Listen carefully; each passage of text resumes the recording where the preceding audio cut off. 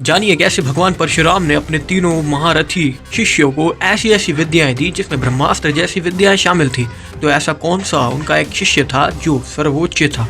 दरअसल मित्रों, महाभारत के अनेकों ऐसे ही मिस्टीरियस चीज़ें हैं जो इस वीडियो में आएंगी। दरअसल बात तब है जब भगवान परशुराम ने अपने प्रथम शिष्य, जिनका नाम था भीष्म, जो स्वयं भीष्म पितामह भी है, उनको शिक्षा दी। और उन्हीं की शिक्षा को प्राप्त करके उन्होंने सबसे बड़े योद्धा को एक पूरी भारतवर्ष में एक सबसे बड़ा पद दिलवाया। दरअसल भीष्म में इतनी शक्ति थी कि पूरी महाभारत काल में सबसे बड़े और सबसे शक्तिशाली योद्धा वही थे। मगर उन्होंने पूरे मन से युद्ध ना करके पांडवों की तरफ दया भाव रख के और अधर्म का साथ ना देने के लिए उन्होंने अंत में मृत्यु की शैया यानी कि बाणों की शैया को चुन लिया।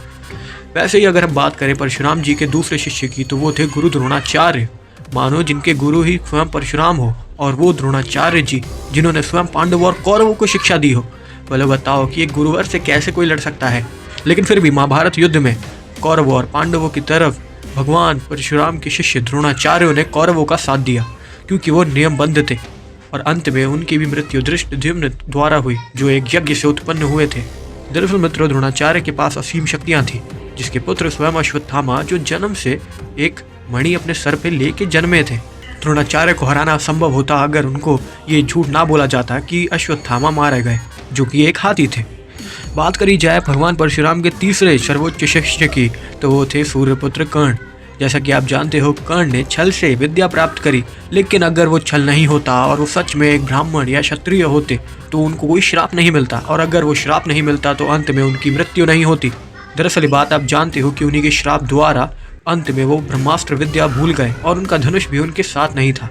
और अगर ये सब चीज़ें नहीं हुई होती, कोई छल नहीं हुआ होता और कवच और कुंडल भी साथ होते, तो कर्ण से बड़ा योद्धा उस वक्त कोई नहीं होता। आमतौर पे बात करी जाए तो तीनों शिष्य ही सर्वोच्च थे, मगर मैं सच में कहूँ तो कर्ण फली में सबसे बड़े शक्तिशाली होते अगर कवच और कुंडल साथ होती तो। लेकिन भीष्म जितने कोई नहीं, क्योंकि भीष्म ने एक बार अपने परशुराम जी को युद्ध में हराया था, या कहूँ उनको ध्वस्त, या फिर कहूँ उनको कुछ पल के लिए रोक दिया था, जिसमें स्वयं आकाशवाणी होती है। दरअसल मित्रों, आपकी राय क्या है? कौन से शिष्य सर्वोच्च थे? कमेंट सेक्शन ओपन है और जल्द ही आप अपनी राय दीजिए। हम ऐसी वीडियोस और लाएंगे, और ऐसी ही भक्ति, हॉरर और मिस्ट्री रिलेटेड वीडियोस देखने के लिए चैनल को लाइक एंड सब्सक्राइब करें। जय हिंद, जय भारत, जय श्री कृष्ण।